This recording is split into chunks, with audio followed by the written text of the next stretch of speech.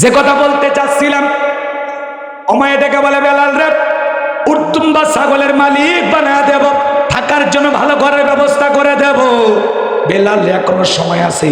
আব্দুল্লাহর বেটা মুহাম্মদ সাল্লাল্লাহু আলাইহি সাল্লামের ধর্ম ত্যাগ করে আবারও বাপদাদার ধর্মে ফিরে আসো। হযরতে বেলাল ডেকে বলে, উমাইয়া, দুনিয়ার পার্থিব সম্পদের বিনিময়ে বেলাল তার ঈমান বিক্রি করবে না। আল্লাহু আকবার বলেন। এইবার উমাইয়া ডেকে বলে, আমার কথা না শুনলে বড় নেতা আবু জেহেলকে খবর দেব। হযরতে বেলাল ডেকে বলে, কোন বড় নেতা, কোন ছোট নেতা, এখন কাউকে গোনার টাইম নাই। আমি দুনিয়ার কোন আবু জেহেলকে ভয় করি না, আমি ভয় করি আমার আল্লাহকে। আল্লাহ ছাড়া আমার অন্তরে আর কারো ভয় নাই। আপনি আবু জেহেলকে ডাকবেন, আমি ভয় করি না। আল্লাহু আকবার কর। এবার আবু জেহেলের বাড়িতে উমাইয়া বলে, নেতা, সংবাদ খুব খারাপ, আমার বাড়ির কৃতদাস বেলাল কালিমা পড়ে মুসলমান হয়েছে। তাই নাকি? বলে, হ্যাঁ, যাও, বাড়িতে আমি আসতেছি। এইবার আবু জেহেলের একটা বিশেষ বাহিনী ছিল, ক্যাডার মাস্তান ছিল, সাঙ্গ পাঙ্গ ছিল, যাদের কাজই হলো মুসলমান যারা কালিমা পড়ে মুসলমান হয় যারা, তাদের উপরে নির্যাতন জুলুমের স্টিম রোলার চালায়। কথা বলেন না কেন? আবু জেহেলের একটা বিশেষ বাহিনী ছিল, রসুলের হাতে কালেমা পড়ে যারা মুসলমান হয় তাদের রক্ত নিয়ে খেলা করত। আজও জালেমদের বিশেষ একটা বাহিনী আছে, যাদের কাজই হলো টুপিওয়ালা, দাড়িওয়ালা, ইমানদার, আল্লাহওয়ালাদেরকে কষ্ট দেওয়ার জন্য। তাম পৃথিবীর দিকে তাকায় দেখেন, ওই জালেমদের একটা বিশেষ বাহিনী আছে, ওদের কাজই হলো মুসলমানের রক্ত নিয়ে খেলা করা। কিন্তু মনে রাখবেন, যে সমস্ত জালেমেরা মুসলমানের রক্ত দিয়ে হাত রাঙাইছেন, আজও কালো তোমাদের জীবনের করুণ পরিণতি অপেক্ষা করতেছে। নমরুদ ফিরাউনের মতো মরবা।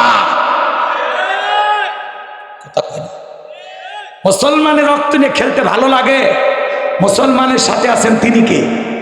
আরো জোরে মুসলমান, আপনারা ভয় পাবেন না। ওয়ালা তাহিনু ওয়ালা তাহজানু ওয়া আনতুমুল আ'লাউনা ইন কুনতুম মুমিনিন।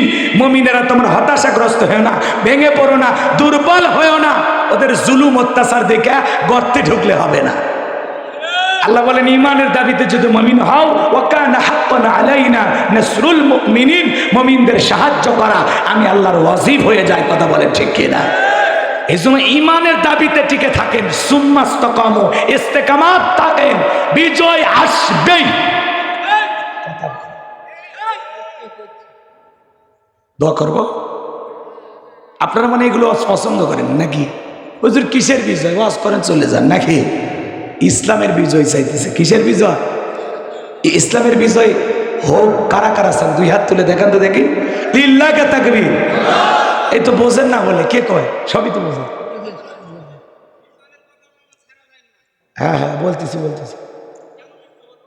জি জি জি, আমার ভাইরা গভীর মনোযোগ দিয়ে শুনবেন যে কথা বলতে চাচ্ছিলাম। এবার আবু জেহেল ক্যাডার মাস্তান সাঙ্গ পাঙ্গ নিয়ে উমাইয়ের বাড়িতে হাজির হয়ে গেল। ডাইকে বলে, বেলাল এই দিকে আয়। হযরতে বেলালকে ডেকে বলে, বেলাল রে, এসব কি শুনছি?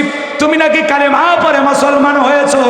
বেলাল রে, আমি তোরে পার্সোনাল ভাবে মহব্বত করি, তোর উপর বিশেষ একটা ভালোবাসা আছে। বেলাল রে, উর্দুম্বা ছাগলের মালিক যদি হতে চাও বানায়া দেব, ঘর বাড়ি যদি চাও ব্যবস্থা করে দেব, ব্যবসা বাণিজ্য যদি করতে চাও দিরহাম টাকা পয়সা যা লাগা দেব। বেলাল, তুমি চাইতে দেরি, দিতে দেরি হবে না। বিশাল একটা লোভনীয় প্রস্তাব দেওয়া হলো। উর্দুম্বা দেবে, ঘর বাড়ি দেবে, ব্যবসা করার জন্য পুঁজিও দেবে, টাকা পয়সা, দিরহাম। কথা কি বুঝাইতে পারলাম? হযরতে বেলাল তখন ডেকে বলে, আবু জেহেল রে, দুনিয়ার সব সম্পদ যদি দিতে চাও, দুনিয়ার সব সম্পদ ছাড়তে রাজি, কিন্তু বিশ্ব নবীর কালেমা ছাড়তে রাজি নাই। আল্লাহু আকবার, একটু জোরে কর। বেলালের মতো যারা খাঁটি ইমানদার, এদেরকে টাকা দিয়ে কেনা যাবে না। যারা মুনাফিক মার্কা মুসলমান, এরা টাকার কাছে বিক্রি হয়। টাকা যেই দিকে, ওদের ফতুয়া সেই দিকে। ওরা টাকা পাইলে বাতিলের 5টা গোলাম হয়। একটু টাকা পাইলে, একটু সুযোগ সুবিধা পাইলে বাতিলের 5-4টা খায়। এদিক খেয়াল করেন।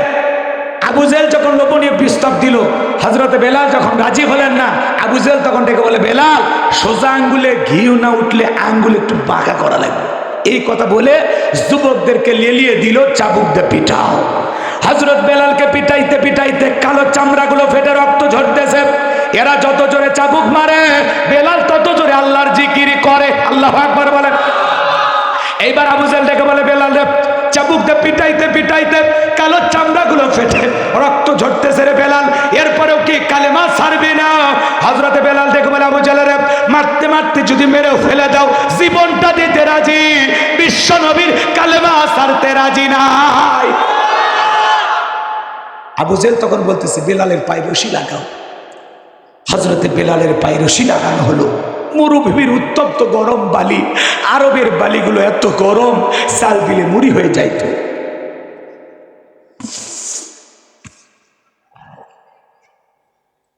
আমার ভাইয়েরা, হযরতে বেলালের পায়ে রশি লাগায় মরুভূমির গরম বালিতে ছেঁচড়াইয়া ছেঁচড়াইয়া নিয়ে ঘোরা গেল। বাবলা গাছের কাঁটাগুলো জিহ্বার বিরুদ্ধে, জিহ্বার ভিতরে পেরেকের মতো মারা গেল।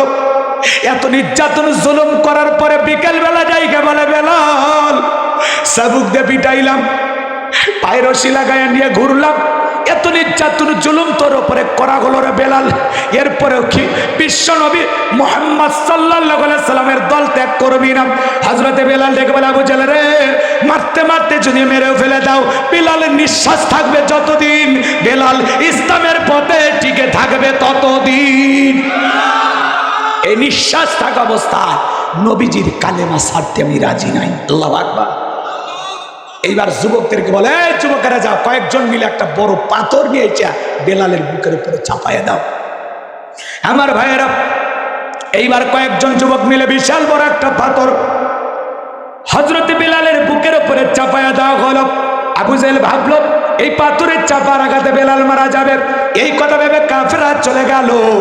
হযরতে বেলালের বুকের উপরে পাথর, এরপরেও জিহ্বানারা জিকির করে কার? জিকির কিন্তু বন্ধ নাই, জিকির চালু আছে। এত কষ্ট নির্যাতন, তারপরে জিকির ছাড়ে না। আপনাকে তো জিকির করার জন্য কেউ পিটাই না, মারে না, আঘাত করে না, বন্দি করে না, তারপরে কপালপুর আমরা আল্লাহর জিকির করি না। জিকির করার জন্য আলাদা সময় লাগে না, চলতে চলতে জিকির করা যায়, দোকানদারি করতে করতে জিকির করা যায়, রিক্সা ভ্যান চালাইতে চালাইতে জিকির করা যায়, মাঠে খামারে কাজ করতে করতে জিকির করা যায়। সবসময় জিকির হবে কার? হাদিস শরীফের ভিতরে আসছে, যে জিহ্বাটা আল্লাহর জিকিরে ভিজা থাকবে, ওই জিহ্বাওয়ালা মানুষ কোনোদিন জাহান্নামের আগুনে জ্বলবে না। সবসময় জিকির করবো কার? ফাযকুরুনি আযকুরুকুম ওয়াশকুরুলি ওয়ালা তাকফুরুন। তোমরা আমারে স্মরণ করো, আমি আল্লাহ তোমাদেরকে স্মরণ করব। আল্লাহু আকবার বলো। তাহলে জবান দিয়ে জিকির হবে কার? আরো জোরে বলেন কার? কষ্ট হচ্ছে আপনাদের? আমার ভাইয়েরা, হৃদয়ের কান পেতে কথাগুলো শুনবেন। আমি যে কথাগুলো আপনাদের উদ্দেশ্যে বলতে চাচ্ছিলাম, গভীর মনোযোগ দিয়ে শুনবেন। আমার ভাইয়েরা, হযরতে বেলালের বুকের উপরে পাথর, জিহ্বানার আল্লাহর জিকির করে আর ডেকে বলে, আল্লাহ, তুমি তো সেই আল্লাহ ইব্রাহিমের জন্য যদি নমরুদের আগুনকে ফুলের বাগান বানায় দিতে পারো, আল্লাহ তুমি কি পারো না? আমি বেলালের বুকের ওপরে পাথর থাকার কারণে তোমার মতো মালিকের জিকির করতে বড় কষ্ট হয়, আল্লাহ তুমি কি পারো না বেলালের বুকের পাথরটাকে তুলার মতো নরম বানায় দিতে? হযরতে বেলাল দোয়া করতে দেরি, আসমানের মালিক আমার আল্লাহ দোয়া কবুল করতে দেরি করে নাই, বেলালের বুকের পাথরটাকে আমার আল্লাহ তুলার মতো নরম বানিয়ে দিয়েছে। আশিক রাসূল বেলাল, নবীর পাগল বেলাল। নবী যখন মক্কা নগরীতে পথ চলত, হযরতে বেলাল একবার ডানে যায় আর একবার বামে যায়। বিশ্ব নবী ডেকে বলে, বেলাল বুঝিনা, একবার ডানে যায় একবার বামে যাও, ব্যাপারটা কি? হযরতে বেলাল ডেকে বলে, নবী, এই মক্কার কাফেররা হলো আপনার শত্রু, ওরা টার্গেট করে যদি ডান থেকে তীর নিক্ষেপ করে, ওই তীরটা যেন সর্বপ্রথম আমি বেলালের বুকের ভিতরে ঢোকে, আবার বাম থেকে যদি তীর নিক্ষেপ করে, মনে মনে ভাবি ওই তীরটা যেন সর্বপ্রথম আমি বেলালের বুকের ভিতরে ঢোকে। আমি বেলাল মারা গেলে ইসলামের ক্ষতি হবে না, আপনি নবী মারা গেলে ইসলামের মাথা উঁচু করে সামনের দিকে দাঁড়াতে পারবে না। বলেন আল্লাহু আকবার। আশিক রাসূল বেলাল, নবীর পাগল বেলাল, নবীকে পাগলের মতো ভালোবাসতেন। আল্লাহু আকবার। যেদিন বিশ্বনবী ইন্তেকাল করেছিলেন, 2 মিনিটে বলি, কষ্ট হচ্ছে আপনাদের? আমার ভাইরা, ছোট্ট বাচ্চার মতো বেলাল ফুপিয়ে ফুপিয়ে কান্না করে। সাহাবা একরাম ডেকে বলে, বেলাল এইভাবে কান্না করো না, ভেঙে পড়ো। হযরত বেলাল ডেকে বলে, আমি আর জীবনে কোনোদিন আজান দেব না। আমি আজান দেওয়ার পরে বিশ্ব নবী ইমামতির মুসল্লায় দাঁড়াবে না, আমি আর কোনোদিন আজান দেব না। কান্না করে। সাহাবা একরাম সবর করতে বলে, বুঝ দেয়, সান্ত্বনা দেয়। বেলাল কারো কথা শোনে না, ছোট্ট বাচ্চার মতো ফুপিয়ে কান্না করে। আর ডেকে বলে, মদিনার অলিতে গলিতে রসুলের সাথে হাজারো স্মৃতি, আমার নবী নাই, আমি পাগল হয়েছি, আমি আর মদিনায় থাকবো না। বিশ্বনবী সোমবারের দিন ইন্তিকাল করেছিলেন, তাম পৃথিবীর উম্মতকে কাঁদিয়ে বুধবারের দিনে বিশ্বনবীর দাফন সম্পন্ন হয়েছিল। আজ মদিনার সবুজ গম্বুজের নিচে আপনার আমার নবী শাহিদ।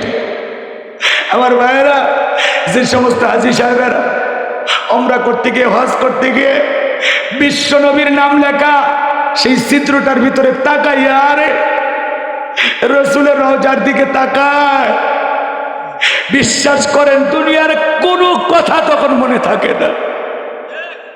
আমি নিজে যখন দাঁড়িয়েছিলাম, আমার ভাইয়েরা ওখানে তো বেশিক্ষণ দাঁড়ায় থাকতে দেয় না।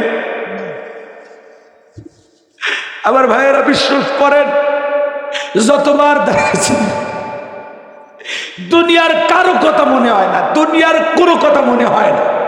মনে হয় বারবার তাকায় দেখি, মনে হয় মদিনাওয়ালার সাথে একটু কথা। আমার ভাইরা, রাতের তাহাজ্জুদের সময় যখন হয়, ওই সবুজ গম্বুজের দিকে তাকাইলে মনে হয় ওই সবুজ গম্বুজ থেকে মাওলা পাকের আসমান পর্যন্ত আলো মনে হয় চমকাইতেছে। বলে আল্লাহু আকবার। আমার ভাইরা, আশিকের নজর দিয়ে তাকাইলে, ভালোবাসার নজর দিয়ে তাকাইলে, নবীর প্রেমিক হয়ে তাকাইলে আপনি এগুলো দেখতে পাবেন। কথা বলে ঠিক কিনা? অনেকের কাছে এগুলো আবার গাঁজাখুরি গল্প মনে হয়। আচ্ছা, কষ্ট হচ্ছে আপনাদের? আমার ভাইরা, হযরতে বেলাল মদিনা ছেড়ে চলে গেলেন। 6টা মাস অতিবাহিত হয়ে যায়, বেলাল মদিনায় নাই।